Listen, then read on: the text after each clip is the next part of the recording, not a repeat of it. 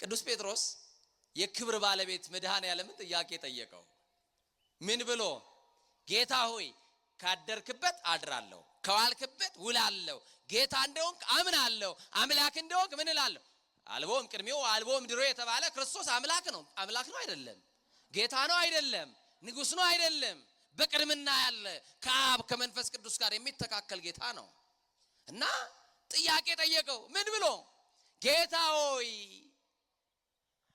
አብረኝ ትውላለህ፣ ንጉስ ቤተ መንግስት አለው፣ የሚፈርድበት ዙፋን አለው። አንተ ቤተ መንግስት የለህ፣ የምትቀመጥበት ዙፋን የለ፣ አንተ ሰራዊት የለ፣ አንተ ወታደሮች የሉ። ቆይ ዓለምን የት ተቀምጠ ነው የምታስተዳድረው ብሎ ጠየቀው። እየሰማችሁኝ ነው? መጠየቅ እኮ ይቻላል። ሰማችሁኝ አይደል? ጠየቀው። የጠየቀው ክርስቶስን ነው። አንዳንድ ጊዜ የሃይማኖት ጥያቄ ይዘው ይመጡና እህቶች ወንድሞቻችን ወደኛ ሲመጡ እንዴ አንተ ቀጣፊ መናፍቅ ልትሆን ማለት ነው ሂድ ምናምን ብለን ልናባረው እንችላለን።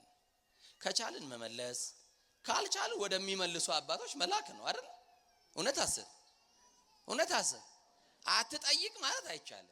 ዘመኑ የጥያቄ ነው። ከጥያቄ ማብለጥ አይቻልም። ከዛ ክርስቶስን ጠየቀው። ምን ብሎ? የት ነው ዓለምን የምታስተዳድረው አለው። ጴጥሮስ ዓለምን የት እንደማስተዳድር አታውቅም፣ ዛሬ ግን ላሳይክ በቃ አለው። ምን ትጠብቃላችሁ እናንተ?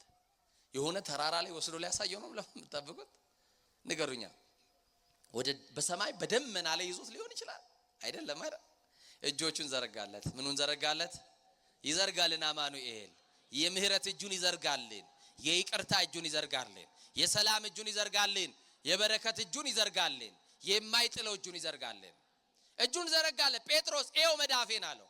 ይሄው አየው እጅህን፣ ምን ልይበት? ዝቅ በል ጎንበስ ብለ እጆቼን ተመልከት አለው። ጎንበስ ብሎ የመድኃኔዓለምን መዳፎች ሲያይ ዓለምን ሙሉ አየ። ምን ሙሉ አየ? አሁን ይሄንን ለማመን የሚቸገር ክርስቲያን እዚህ ውስጥ አይጠፋም። ይሄ ወርልድ ማፕ ታውቃለህ? የዓለምን ካርታ በእጃችሁ መሳል ትችላላችሁ? አይበቃማ? ስፔስ ይበቃል? እንደው ጥሩ እንደው አርኪቴክት እዚህ ውስጥ ካለ ምናልባት እኔ እችላለሁ ሊል ይችላል፣ አላውቅም። አፍሪካን የት እንደሚያደርጋት፣ ኤዥያን ሌሎቹን አህጉራት የት እንደሚያደርግ አላውቅም። የዓለምን ካርታ በእጃችን ለመሳል እጃችን በቁ አይደለም። ለጴጥሮስ ክርስቶስ ሲያሳየው በካርታ ሳይሆን ሙሉ ዓለምንና በዓለም ያለውን ህዝብ ነው ያሳየው። አያችሁ? ወይኔ እኔ ጌታ ሳላውቅ ለካ በእጅ ነው ያስከን አለው። በምን ነው ያስከን? እስካሁን ድረስ መች ገባኝ መድኃኔዓለም፣ እንደ እንቁላል ለካ እጅ ላይ ያስቀምጠህ ነው ያስከን። አያችሁ? እንቁላል የያዘ ሰው እንዴት እንደሚይዝ ታውቃላችሁ? ከወደቀ ምን እንደሚል በእጆቹ የያዘን አማኑኤል ከወደቅንበት እንደምንሰበርበት ያውቃል። ከወደቅን እንደምንጠፋ ያውቃል። እንዳንጠፋበት እንደ እንቁላል ተንከባክቦ የያዘን እሱ ብቻ ነው። የያዘሽ የመድኃኔዓለም እጅ ብቻ ነው። እና ከዛ ጴጥሮስ ተገርሞ እንዲህ አለ፣ ጌታዬ ሆይ እኔን ደንቆኛል፣ እጅግ በጣም ገርሞኛል። በእጅህ ዓለምን ማየቴ አስደንቆኛል። ለካ የተያዝነው በእጅህ ነው። ዓለምን እንደ ተራ ነገር በእጅ ያውም እኮ ዓለም በእጅ ሙሉ አይደለችም። እንድቻርገ ተሰፍራታለህ፣ እንድቻርገ ትጨብጣታለህ።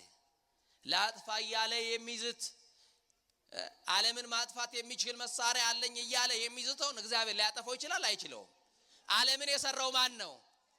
እኛ ሸክላዎቹ ነን። ሰሪያችን ብቻ ነው ሊያፈርሰን የሚችለው። እኛን ማጥፋት የሚችለው ባለቤቱ ብቻ ነው። እኛ ባለቤት የሌለን ሰዎች አይደለንም። በእኛ ሰውነት ላይ የሚያዝ ሰው አለ፣ የሚያዝ ጌታ አለ። አያችሁ? የሚፎክሩብን አሉ፣ የሚያዘው ግን ሌላ ነው። የሰማችሁኝ ነው? ለመግደል የሚፈልጉ አሉ፣ ደግሞ እኛን የሚጠብቅ ደግሞ በሰማይ አለ። እና ጴጥሮስ ጥያቄውን ቀጠለ። ጌታ ሆይ እንግዲህ ዓለምን አሳይተኛል በእጅ፣ ባክህን እምቢ አትበለኝ። ለአንድ ቀን ዓለምን ላስተዳድር በእጅ ስጠኝ አለው። በምን ስጠኝ? ጴጥሮስ ችኩል ነው በጣም። አንድ ቀን ቢሰጠው ይሄን ገልብጦን ያደር ነበር። የሰማችን ወገኖቼ፣ እንደው ለሆነ ሀገር መሪ፣ እንደው ለአሜሪካው ወይ ለኢራኑ መሪ ብንሰጥ ለአንድ ቀን ምን ልንሆን እንደምንችል አስባችሁታል? ለአንድ ቀን ቢሰጠን እግዚአብሔር የሚፈልገውን አገር አስቀምጦ የሚፈልገውን ከተማ በአንድ ቀን ያጠፋ ነበረ። እስቲ ያልጠፋ ነው በሉ። አይሰማም። ያልጠፋ ነው ከእግዚአብሔር ምሕረት የተነሳ ነው። እና ጴጥሮስ ለአንድ ቀን ዓለምን ላስተዳድር ስጠኝ ሲለው የሸክላ ብርጭቆ ውስጥ ውሃ ይዘህ ና አለው። ስለ ውሃ አውርቶታል ጴጥሮስ? ንገሩኝ እንጂ ስለ ውሃ ጠይቋል? አልጠየቀም። የጠየቀው ዓለምን ላስተዳድር በእጄ ስጠኝ ነው ያለው። የሸክላ ብርጭቆ ውስጥ ውሃ ሞልተ አምጣልኝ አለው። ጴጥሮስ ውሃውን ሳመጣ ነው ዓለምን የሚሰጠኝ ብሎ ውሃ ፍለጋ ወደ ወንዝ ወረደ። ወንዝ ሄዶ በሸክላ ብርጭቆ ውስጥ ውሃ ይዞ ወደ ክርስቶስ ቀረበ። ጌታ ይኸውና በሸክላ ብርጭቆ ውሃ አምጥቻለሁና ዓለምን ስጠኝ አለው። ቆይ ጴጥሮስ ውሃውን ጠጣው አለው። ጴጥሮስ ጠማኝ የሚል ምንም ጥያቄ አላቀረበም።